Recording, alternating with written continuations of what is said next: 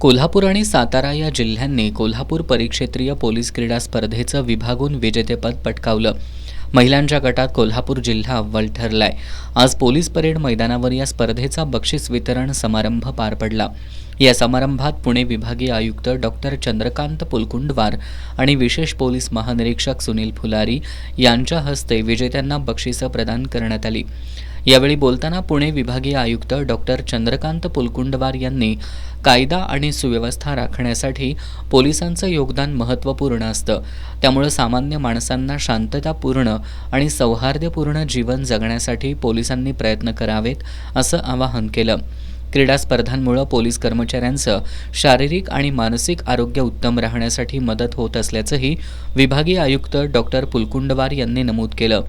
पोलिसांनी हेल्मेट वापरण्यासाठी नागरिकांना सक्ती करावी अशी सूचनाही डॉक्टर पुलकुंडवार यांनी केली.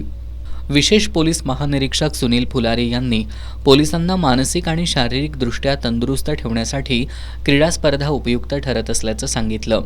यावेळी पोलीस अधीक्षक महेंद्र पंडित यांनीही मनोगत व्यक्त केलं.